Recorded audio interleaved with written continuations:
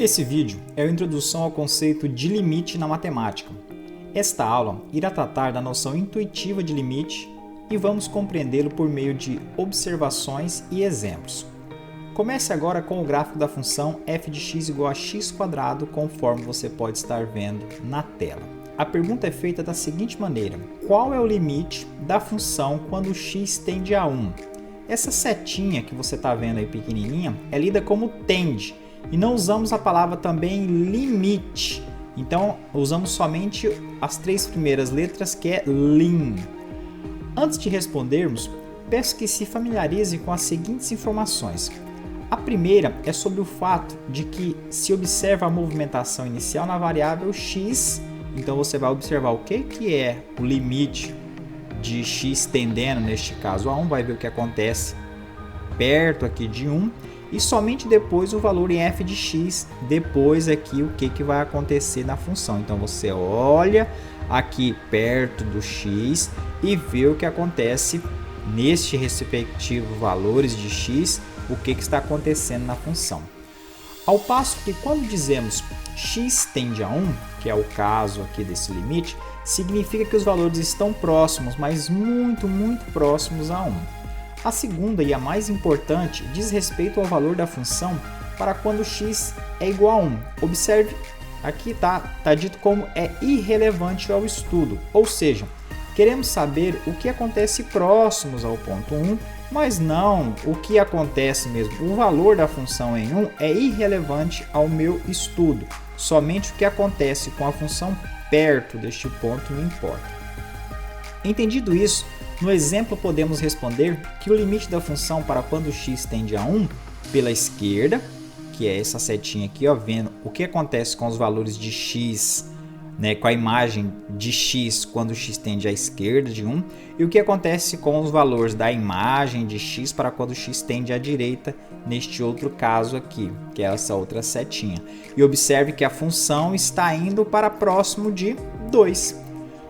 Observe que nesse caso, o valor do limite coincide com o valor da função aplicada em 1, que é o mesmo 2. Então, neste caso, observe que se eu pegar essa função aqui, x² mais 1, e aplicar f de 1, vai dar também 2, que foi o mesmo limite. Isso acontece em diversos outros casos, mas nem sempre, como podemos observar no próximo exemplo. Vamos agora falar um pouco da não existência do limite. Para a função na tela, não existe o limite para quando x tende a 1. Como você pode observar, quando x tende a 1 pela esquerda, ou seja, olha aqui valores próximos de 1. Para quando os valores vêm à esquerda de 1, essa função está assumindo valores perto de menos 1. E quando eu olho para valores próximos aqui à direita de 1, essa função está assumindo valores de 1. Então observe que os valores não são os mesmos. Além disso, a definição geral para a verificação de existência do limite diz assim, está aqui na tela que você pode conferir. Além disso, a definição geral para a verificação da existência do limite diz assim, você pode conferir comigo na tela. O limite de x para quando x tende a c na função f de x existe e é igual a L se e somente se quando os limites à esquerda, como o à direita, em C forem iguais a L. Essa definição é tão especial que merece no cálculo um nome e notação diferenciada. Seu nome é limites laterais. Então, o limite à esquerda e o limite à direita ganham nomes especiais chamados de limites laterais, onde o símbolo de menos simboliza o limite à esquerda, os valores aqui à esquerda, nesse caso de 1, enquanto o maisinho significa limite à direita, os valores, né, próximos de 1 à direita, qual é o valor que a função está assumindo aqui à direita, neste caso de 1.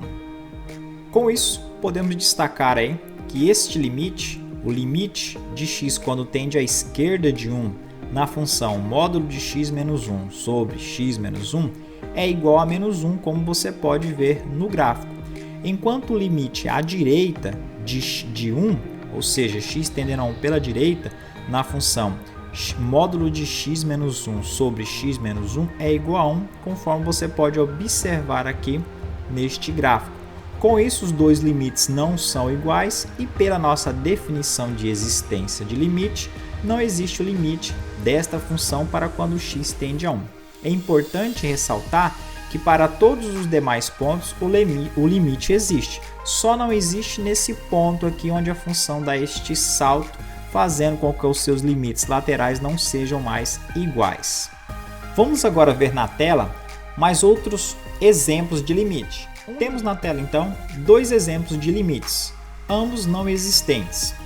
Começamos pelo gráfico A, onde seu limite lateral ao ponto x igual a 1 são: à esquerda de quando x tende a menos 1 será 2. Observe que a função, quando x chega próximo de menos 1 à esquerda, será exatamente aqui, essa função vem assumindo valores para próximo de 2.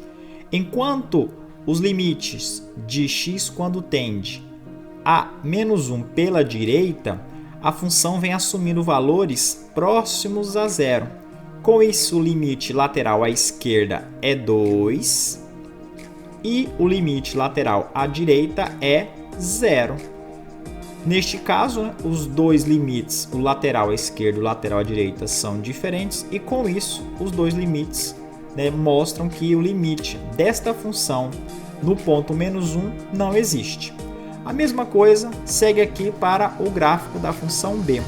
O limite lateral à esquerda do ponto x igual a 3, x igual a 3 está bem aqui, se eu venho à esquerda de x igual a 3, a função vai assumindo valores próximos a menos 3. Enquanto se eu chegar à direita de x igual a 3, a função vai assumindo aqui valores próximos a 3. Então, neste caso, o limite lateral à esquerda de 3 é menos 3 e o limite lateral à direita de 3 será o próprio 3 também da função. Então, esses aqui são os dois exemplos de funções que não existe o limite em seus dados pontos. É importante ressaltar que, neste caso, o limite não existe nesses pontos onde houveram saltos, mas nos demais pontos a função mostra sim existir limites, conforme fizemos anteriormente. O cálculo do limite é pontual, você não pode generalizar algo que acontece em um ponto para toda a função. Então, neste caso, não existe esses limites, mas com certeza existiria outros em ambas as funções. Vamos agora estudar alguns limites considerados básicos da matemática. Começamos pelo limite de funções constantes. Mas o que é isso? São funções que não apresentam variações em si. Começamos pelas funções constantes. Mas o que é isso? São funções que não apresentam a variação x. Começamos pelas funções constantes. Mas o que é isso? São funções que não apresentam a variável x na sua composição, conforme podemos ver aqui em f de x igual a 3. Observe que não tem o termo x na sua composição, é só f de x igual a 3. Neste caso, o limite para qualquer valor de x será sempre o mesmo, f de x igual a 3. Então, não importa os valores que você olhar aqui na função, no valor x tendendo a qualquer valor, como essa função é constante, a função f sempre vai assumir 3. Então, por isso, o limite de quando x tende a 1 na função f de x igual a 3 será 3. Limite de quando x tende a menos 4 na função 3 será também 3. Não importa, o limite de x tendendo a 1 milhão na função f de x igual a 3 será o mesmo 3. Então, esse aqui é o nosso limite básico número 1. Quando a função é constante, o limite de qualquer ponto do meu domínio será o próprio valor da função constante, que será, neste meu exemplo, 3. Mas vale para qualquer outra função aí que você tiver em suas mãos. O próximo limite é o limite de funções do tipo polinomial, ou seja, f de x igual a x mais 2, f de x igual a 10x elevado a 9 menos 15, menos 15x elevado a 3, ou f de x igual a x quadrado mais 2x menos 3, que você pode ver o gráfico dessa função, tá? Iremos basear nosso estudo, por enquanto, nela. Neste tipo de função, existe um importante conceito por detrás, que é o fato da função ser contínua. Observe que essa função, diferente das outras no qual nós verificamos a não existência do limite, ela é contínua, não tem saltos em todos os pontos do seu domínio.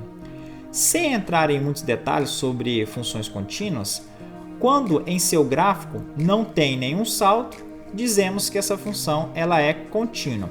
E é exatamente das funções polinomiais, o seu gráfico não tem nenhum salto.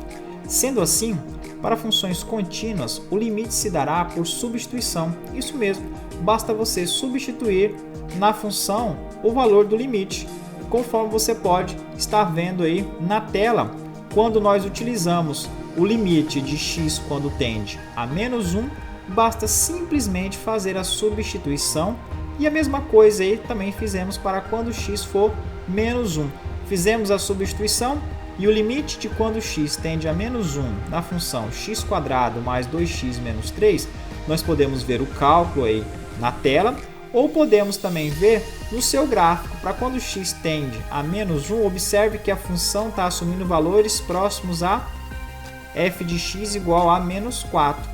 Já para o valor 1, a função está assumindo valores próximos a f de x igual a 0.